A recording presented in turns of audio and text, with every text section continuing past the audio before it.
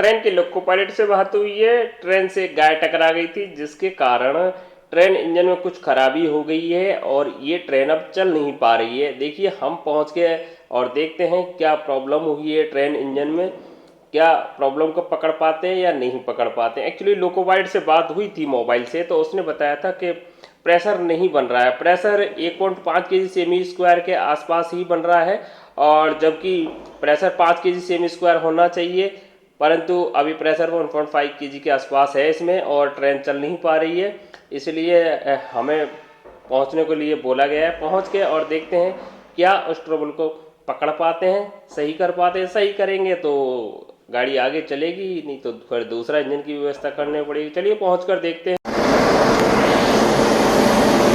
ओ, हमारे रमेश भाई तो भाई पहले इंजन के नीचे घुसे हैं। बड़े कर्मठ लोको पायलट हैं भाई हमारे।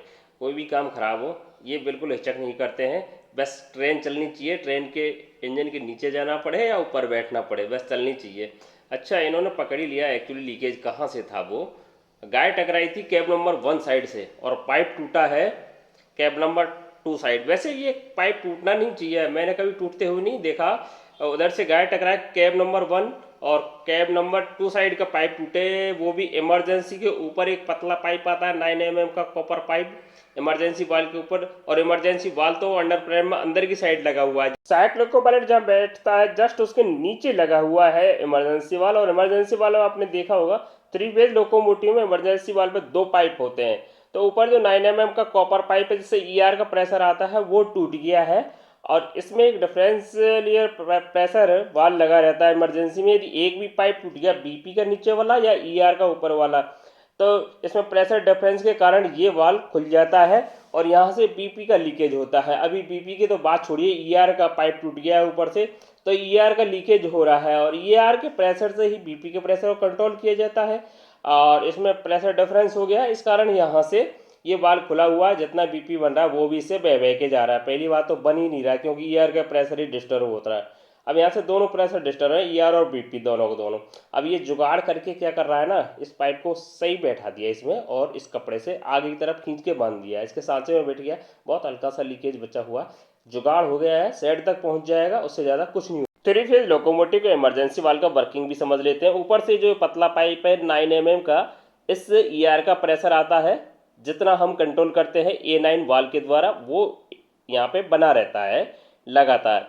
और नीचे से जो मोटा पाइप है इससे बीपी का प्रेशर आता है। ये 9 mm का जो है इससे ईआर का प्रेशर, और इसमें होता है बीपी का प्रेशर। जितना भी हम बना के रखते हैं वो बीपी का प्रेशर होता है। देखिए पीछे से हम, ये जो मोटा वाला पाइप है पीछे से कनेक्ट है बीपी के पाइप से, वहाँ से कनेक्ट है। और जो ऊपर की साइड जा रहा है ये पाइप जा रहा है सहायक लोको पायलट के लिए। ये वाला जो ऊपर पाइप जा रहा है ये सहायक लोको पायलट के लिए जा रहा है।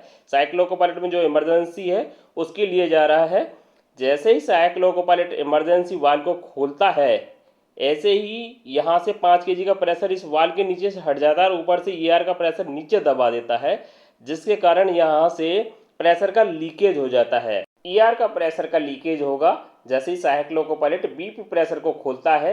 और आप जानते हैं कि ईआर प्रेशर ही बीपी के प्रेशर को कंट्रोल करता है। जितना ईआर कम होगा बीपी का प्रेशर भी उसी अनुपात में कम होता जाएगा। तो इसी प्रकार 3 फेज लोकोमोटिव में इमरजेंसी वाल्व कार्य करता है।